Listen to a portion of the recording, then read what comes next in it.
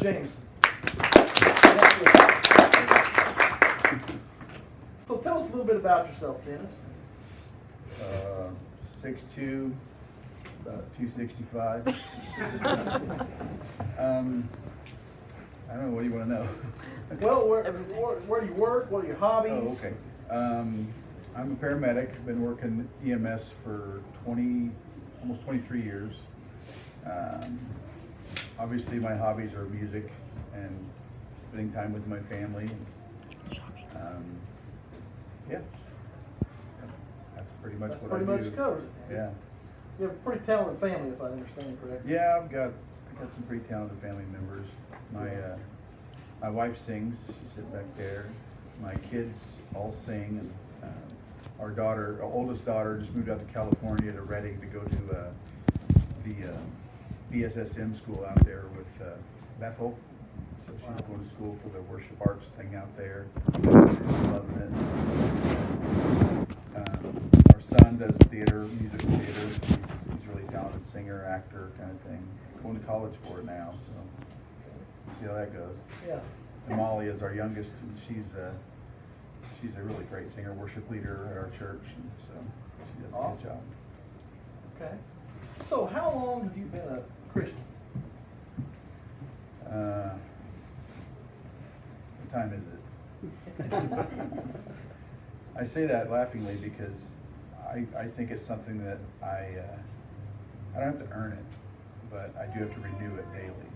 You know, the Bible says to take up your cross daily and follow Him. And that means something different to me, I guess. But I mean, I've been saved. I got saved in, was it 94, 92, 92. So however long that is, about 25 years or so. Yeah. But it's always a struggle.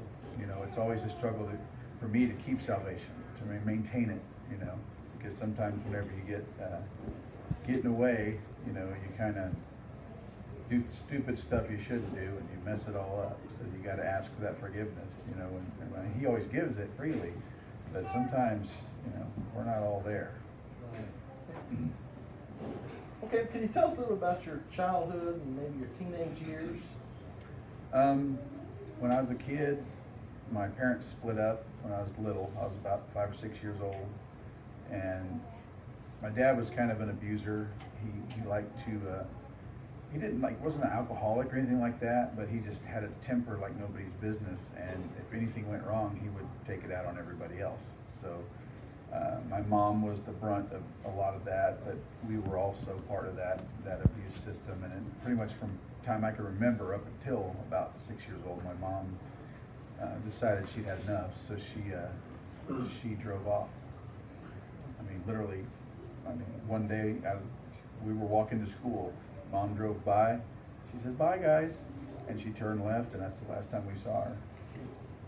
And she left, and she left everything. She didn't even take her clothes with her. She literally just took off, and we weren't sure what was going on. We were living with her at the time, my brother and I. My dad had moved out because they were at loggerhead, so to speak, and so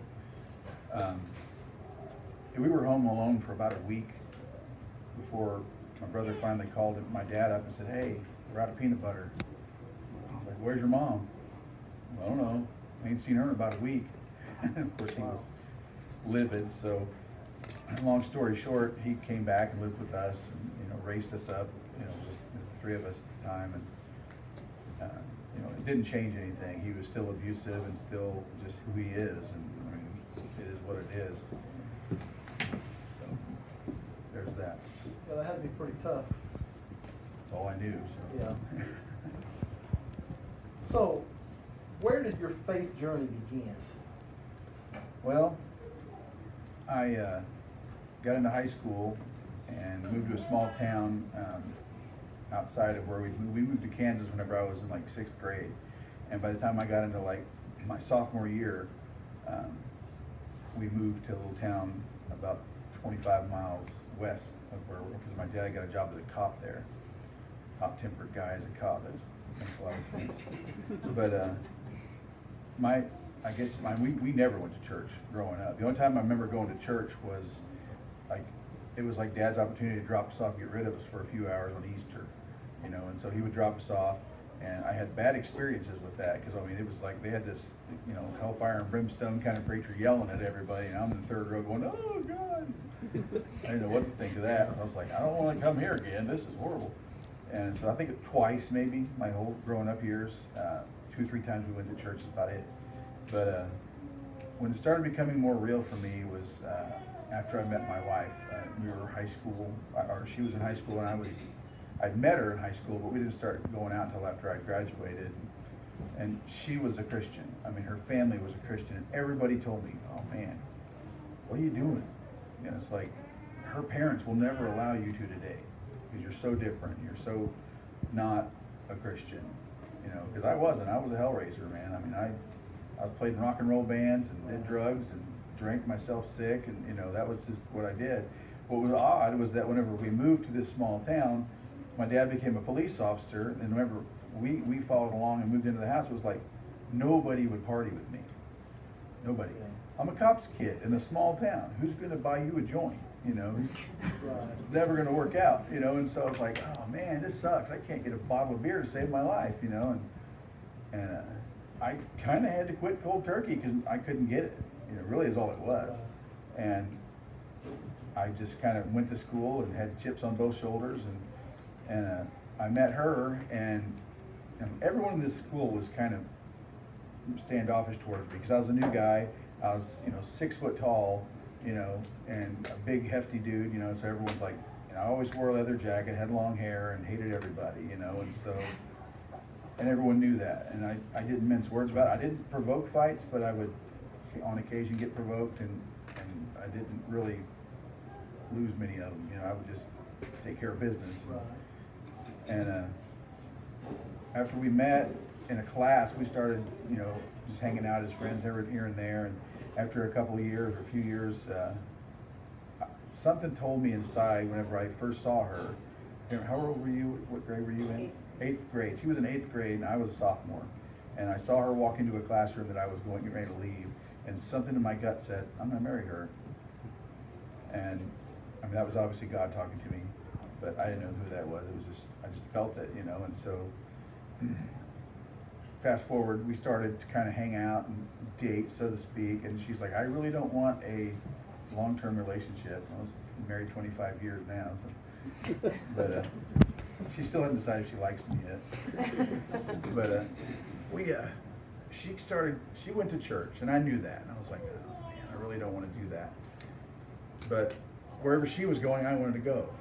So I went kicking and screaming into Baptist church there, and it was just like, I'd sit there, and I'm glad there wasn't cell phones back in them days, because I'd be just all over it the whole time, because I was bored out of my mind. I really didn't pay much attention to what was being said, and I think she knew that. She was kind of like, he hates this. But, you know, like I said, I was going to be wherever she was. And it wasn't until after we got married that some things changed for me. I went to a church service at the First Baptist Church in Coffeyville, Kansas. Still not saved, still not giving a crap about any of that stuff. And we sat down in the service one day, and the pastor there started talking about Abraham and Isaac. And he starts talking about how God says, I want you to take your son up on the altar, and I want you to kill him for me. And I was just like, what the hell is this? I mean, that's literally what I thought. I think I might even said it. And I was like, wait a minute. You want me to serve a God who wants people to kill their kids for him? This is stupid. And I literally just stood up and was like, everything in me wanted to give him the double fingers, you know, and just walk out. I just stood up and looked at him, and I just took off. She's like, oh my God. And so she comes trailing behind me. What's happening? What's going on? I said, this is stupid. I'm not buying any of this. Nope, I'm out. She's like, but I said, no, I'm out. I'm not doing this no more. And, you know, it just wasn't real to me. It was just very, I couldn't believe that this would happen. Why would they do that? So we got home, and I was just ticked off, and she called the pastor after service was over with and whatnot, and she says, you've got to get over here. And so she's like, we'd be willing to talk to him. I was like, whatever, you know. So he comes over. I grilled him for like 3 hours. I mean, it was just bam, bam, question after question. And this guy had an answer for everything. I mean, he's a pretty slick salesman, you know, but he had a scriptural reference for everything as well. I mean, just from memory.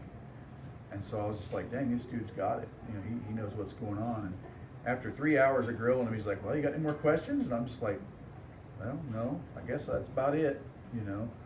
He's, well, do you want to say the sinner's prayer and accept Jesus into your heart? And I was like, whoa, wait a minute. Like, I have got to figure this stuff out before I commit to that. You know, he just starts laughing at me. And I'm like, what's going on with this guy? He's laughing at me. And I said, well, what are you laughing? He goes, it just strikes me funny. He says, I've been in ministry for 25 years, and I still got questions. It's like, I was like, And so I was like, you know what? Why not? Just start your journey right then and there. So I knelt in my living room floor in my apartment and over a pawn shop. Wow. And I accepted Christ that day. So. That's pretty awesome. Just been to church just 1 or 2 times. Well, no, I'd gone to church several times prior to that event at that church, you know, with my wife, going to church and, you know, growing in a high school and whatnot.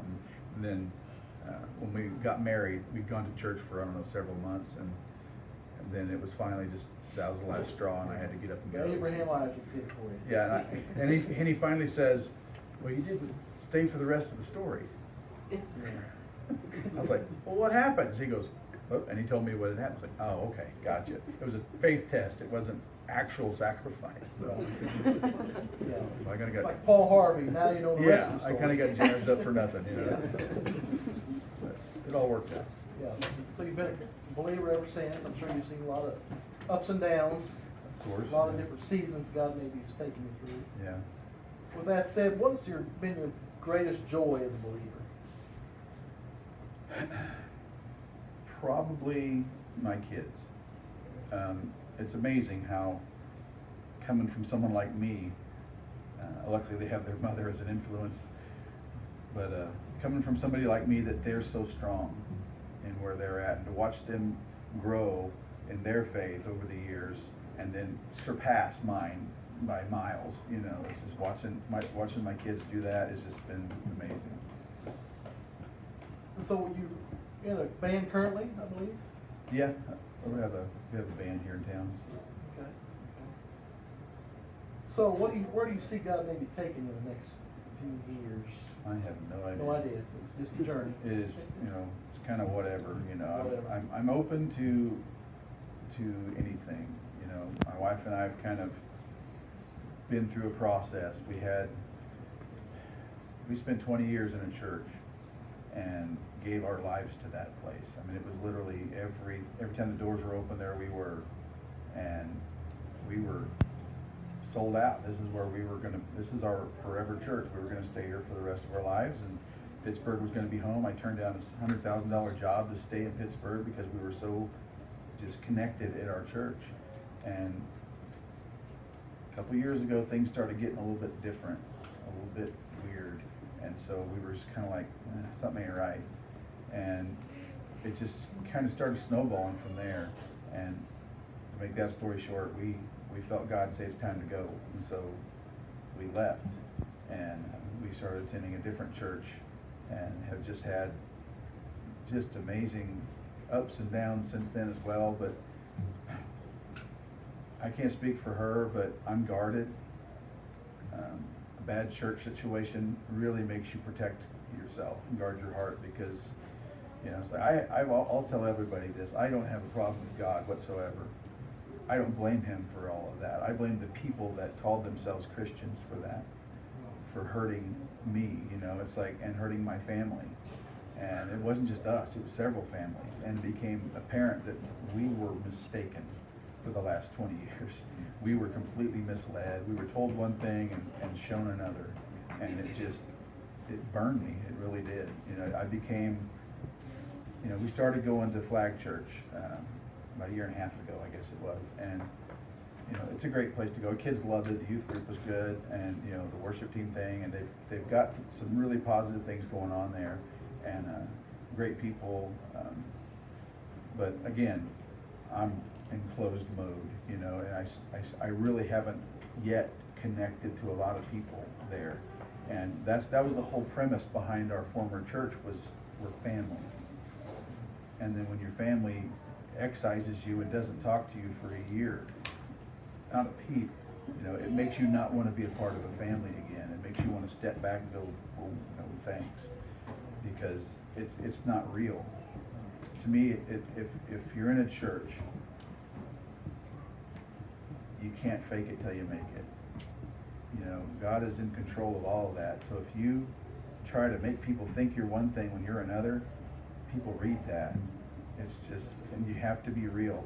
And I have a real detector built into my brain, apparently. I can sense when people are being honest with me, or if they're full of it. So I just really feel like, in this time of transition, we're kind of making sure that we're making right decisions. We're staying in church. We're not like abandoning completely and anything like that. We still go, but right now we're just kind of attending. And I know that sounds bad, but people have to be real with one another. They just do. People can detect your lies. People can see it when you're living duplicity. And for me, it's like, I'm not going to do that. I'm not going to do that anymore, because I did that for a long time. I tried to live one way in front of my church friends and another way in front of other people. And for me, that's ridiculous. And I've known Mark now for several years, and I think I get him and he gets me. It's like, I don't have the cleanest mouth. Not maybe a sailor, but when I have my moments, I speak my mind. And I like the fact that Mark's never said, you need to tame down. Oh, he's never preached at me and stuck his finger in my face, and so I appreciate that about him. We can be friends because of that. But it's frustrating. It really is. If there's one thing I could say is, as this church gets started, I look along the walls and I see all the things, the church unusual, and Mark started talking to me about it when it was kind of birthed, and I was very encouraged by that. Yes, let's do that. Yeah, I want to see that happen here, because church is not appealing to people right now. It just doesn't. Now, Jesus has always been appealing to people because he saves them. But church is not appealing to a lot of people, and so it has to become something that, we don't want to become seeker friendly, but we got to become real friendly. Yeah. If you're trying to do church and you're not being family, stop. Just cut it out, because pardon my French, it's just a bunch of crap, and no one wants to see that. We don't want to see people acting like they're Christians, but not being Christians. And I be honestly, I'm in a place right now where I'm just kind of on autopilot. I'm not. In the past 10 years, I've just played Christian music out on the road. We play with different groups and travel, and we'd sing gospel songs, and I'd write, kind of rock and roll gospel songs, and that's what we did. And recently, about 6-7 months ago, I just felt God release me from music ministry for a time, for a season. He said, step away, because if you're not living right, you're lying to everyone as you sing. And so I'm like, okay, I'm going to bounce. So I'm taking a break. I'm kind of on a ministerial hiatus, I guess you could say. It's like, I'm not going out and getting stupid, and doing drugs or whatnot, but I'm just on pause, I guess you could say. So where I see God taking me, I have no idea. I know he's working something in me right now. Yeah. There's something changing in my spirit. 2-3 months ago, I couldn't even sit here and talk to you like this, because I wouldn't want to be anywhere where other Christians were at. There's times in life that you just don't want to be around other Christians because you don't like them very much, because they're lying to your face and you know it. And so there are times like that. I'm glad to be here and able to talk to you guys, but it's, I'm not where I'm supposed to be. I know I'm not, and I'm honest about that. I don't want to make anyone in this room feel like I'm an example of what a Christian should be, because right now I'm not. I'm living my life. I'm not like in some horrible sin, but I'm definitely not that example. And I feel that in my bones, because for so many years, all I did was try to fake it till I make it. And I realized that in myself. I'm like, I can't do this. And now when I see people doing it, it makes me sick to my stomach. I mean, it just turns my stomach to see that happening. But I see it all the time. And so I encourage you guys, man, just be real with each other. You know, accept everyone who walks in the door. You know, if they come in here with tattoos, don't think anything of that. The worst thing you could possibly be is a judgmental Christian, because that's all the world thinks we are, is judgmental. And every time I talk to people about Jesus, they're like, Christians are just a bunch of judgmental jackwagons. You know, it's like, yeah, that's because that's what they do. You know, 90% of the time, it's like you walk in, you know, and you say something that's not quite to that standard of church. It's like, oh, you know, they freak out. And if you don't look right, you don't have the same demographic they do, or wear the wrong clothes, or don't smell very good, I mean, you're not going to last long, because you're not going to be loved. You're not going to be accepted. The church is supposed to be accepting, loving, and take all comers, not just the ones that look like you, talk like you, smell like you. Anyway, I'm rambling on. Oh, you're fine. You're good there.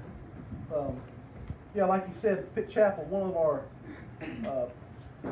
of the things that we want to do is be real, be authentic, not be fake. People aren't into fake people.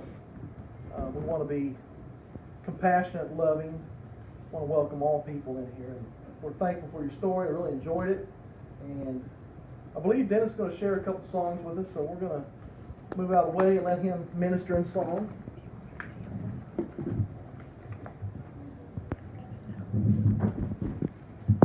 It's funny, whenever Larry, he called me last week or whatever it was, and was like, here's what we're going to do. Kind of went over the order of things, and I got off the phone with him, and I was at work, and I went into the bedroom where I sleep at night there, and it's like, man, how do you tell a story just sitting there talking? I've never been real good at that.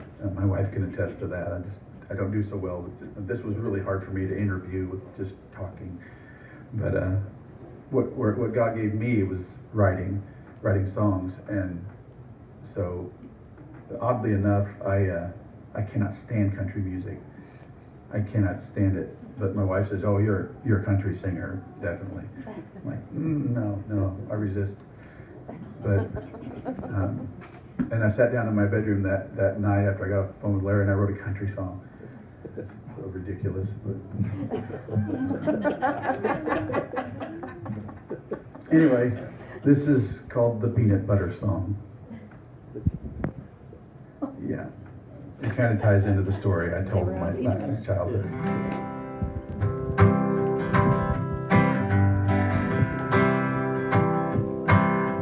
I was just a boy about 6 years old. Mama drove away and didn't come home. Daddy was living in another town. Had been a while since he'd been around. Mom and Dad were fighting again. Hadn't been a quiet house since I've known when.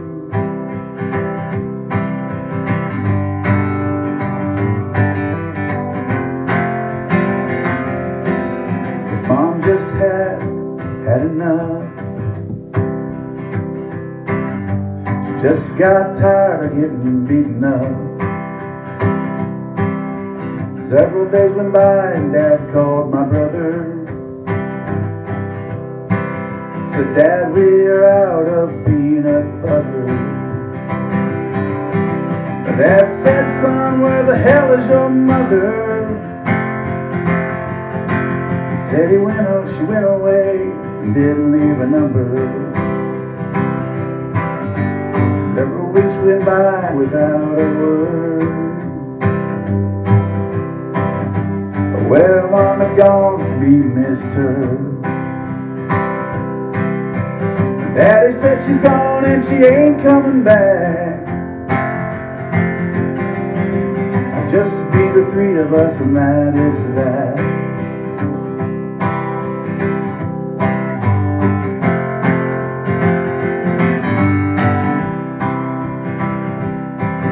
I would dream of that asking her why she left. Was it something I did, something I said? As the years went by, we understood she just wanted someone to treat her good.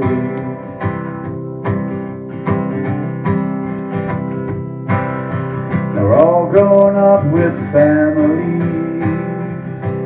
and all of this was a lesson to me. When the time comes when you find a wife, always do your best to treat her right. And when you have some kids, always be their cover. Never let them run out of peanut butter. Never let them run out of peanut butter.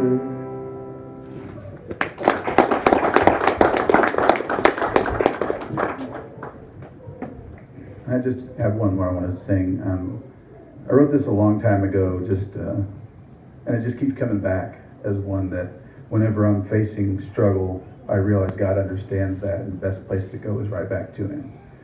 So if you guys are here and some of you, one of you's in a struggle somewhere and life just isn't treating you right and things just suck, just go back to Him or come to Him in the first place. If you don't know Him, you need to know Him. See, I don't mistrust God. I mistrust some of His people. And I think some of you can, relate to that, because we've all been hurt by other Christians. And that sucks.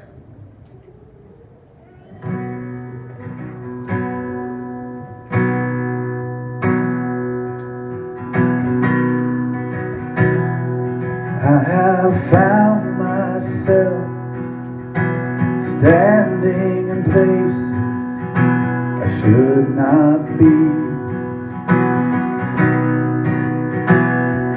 I have walked on roads and taken blows not meant for me.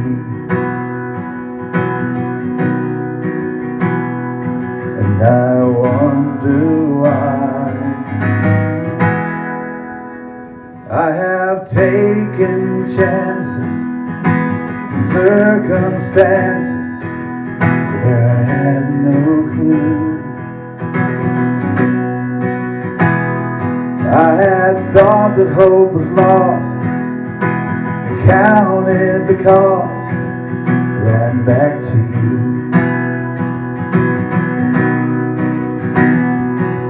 Now I see why. I come running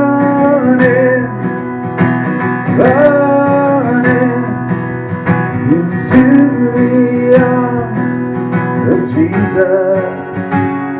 I come running into the arms of Jesus. There has been some pain on my face, though I hide it well. I have had big dreams go down in flames, like they were doomed to fail. Only God knows why.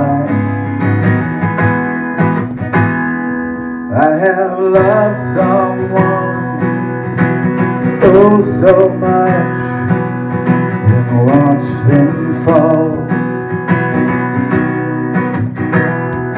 I have hurt so bad, wished with all I had that I could change it all.